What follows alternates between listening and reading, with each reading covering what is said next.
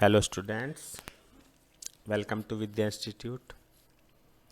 11th class conic section NCERT exemplar exercise 11.3 का एक बहुत ही अच्छा क्वेश्चन करेंगे आज की क्लास में. Find the equation of circle which touches both the axis. एक सर्कल की इक्वेशन बतानी है जो दोनों एक्सिस को टच कर रहा है. एंड दिस लाइन, और इस लाइन को भी टच कर रहा है. And lies in the third quadrant.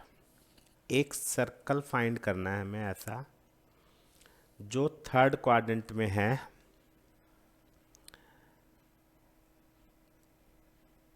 ठीक है, थर्ड क्वाड्रेंट में है और दोनों एक्सिस को टच कर रहा है. देखते हैं कैसे.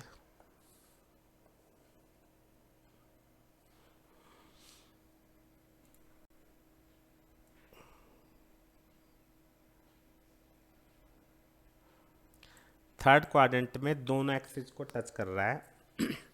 एंड दिस लाइन, और इस लाइन को भी टच कर रहा है. चलो इस लाइन का बाद में देखते हैं, पहले एक बात समझो सभी. अगर हम सर्कल का रेडियस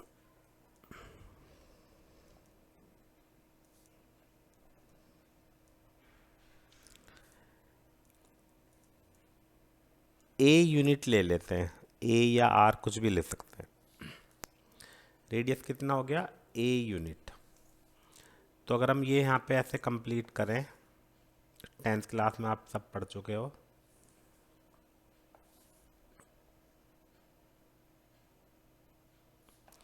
तो ये एक हमारा स्क्वायर होगा. क्यों? क्योंकि ये दोनों इक्वल है.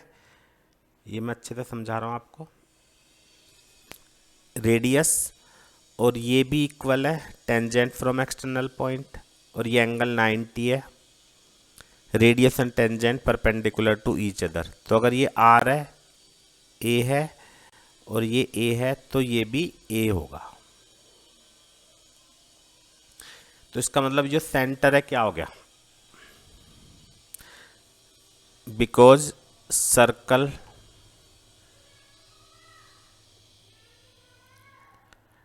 Touches both axis in third quadrant. Third quadrant में टच कर रहा है दोनों एक्सिस को, इसलिए उसका जो सेंटर होगा वो क्या होगा? माइनस ए कोमा माइनस ए. तो पहली बात तो आपको ये अच्छे से समझनी है कि सेंटर हमने माइनस ए कोमा ए क्यों लिया है. आ गया होगा सबको समझ में. क्योंकि ये स्क्वायर है तो ये चारों साइड इक्वल होंगे. अब ये डिस्टेंस ए है और ये डिस्टेंस ए है, तो इस वाले पॉइंट के कोऑर्डिनेट क्या होंगे? माइनस ए कोमा माइनस ए. तो सेंटर तो मिल गया हमें. अब हमें चाहिए रेडियस. मतलब मेन बात हमें ए की वैल्यू चाहिए, क्योंकि अगर ए की वैल्यू मिल गई तो हमें सेंटर भी मिल जाएगा और रेडियस भी मिल जाएगा.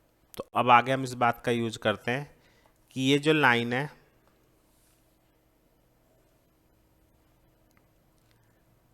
ये सर्कल को टच कर रही है.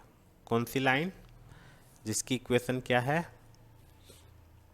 3x minus 4y plus 8 equal to 0. मान लो ये लाइन सर्कल को टच कर रही है इस पॉइंट पे. इसको मान लेते हैं P. ठीक है. लेट लाइन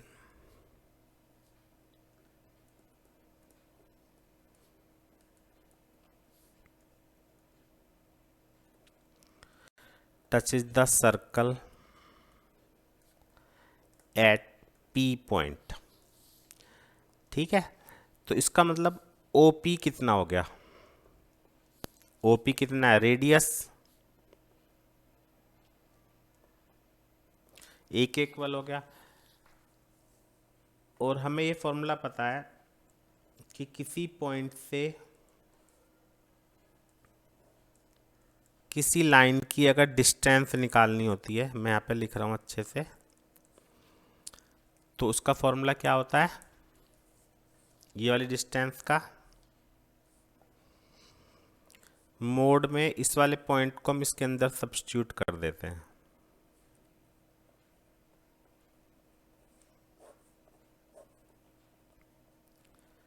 ठीक है, यहाँ पे ओ डैश लिखेंगे क्योंकि ओ हमारा ओरिजिन है, ये वाले पॉइंट सेंटर को हमने ओ लेट किया था, ओ डैश। ठीक है, तो अब ओ डैश और पी में हम डिस्टेंस में ये वाला फॉर्मूला अप्लाई करेंगे। तो करो अप्लाई। मॉडुलस ऑफ इस वाले पॉइंट के कोऑर्डिनेट क्या है, -a, -a, तो x की जगह हम क्या रखेंगे, -a, y की जगह भी -a +8 अपॉन अंडर रूट में a² + b² equal to a। तो आ गया होगा ये सभी को समझ में। मेन हमारा पर्पज यही है, a निकालना। तो 4a - a + 8 इक्वल टू 16 और 9 25 का स्क्वायर रूट करके कितना आएगा, 5a। तो मॉडुलस हटाने के लिए हम इधर क्या लेंगे, ±5a। तो अगर हम a की वैल्यू लेते हैं प्लस के 5a और एक बार लेते हैं -5a, तो यहाँ से a की वैल्यू आ रही है 2 और यहाँ से कितनी आ रही है a की वैल्यू, -8/6। -3/2 को हम नेगलेक्ट करेंगे क्योंकि हमने देखो ऊपर पहले ही माना हुआ कि जो सर्कल का सेंटर है वो -a है और थर्ड क्वाड्रेंट में है। अगर हम a की वैल्यू नेगेटिव लेंगे -3/2 तो सर्कल थर्ड क्वाड्रेंट में नहीं रहेगा, तो a की वैल्यू 2 आ गई हमारी। तो इसका मतलब हमारे पास रेडियस भी आ गया और सेंटर भी आ गया। ठीक है, तो हम यहाँ पे लिख देंगे देयरफॉर सेंटर कितना हो गया, -2 एंड रेडियस कितना हो गया, 2। तो इक्वेशन ऑफ सर्कल फॉर्मूला होता है x - h का स्क्वायर y - k का होल स्क्वायर।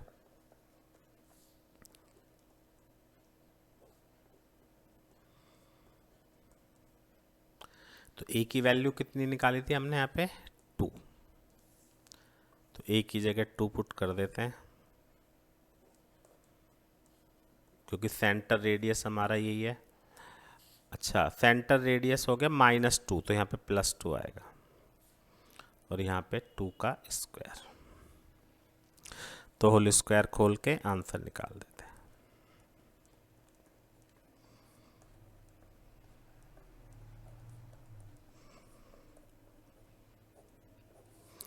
तो x² + y² + 4x + 4y + 4 equal to 0, ये हमारा इस सर्कल का आंसर हो गया।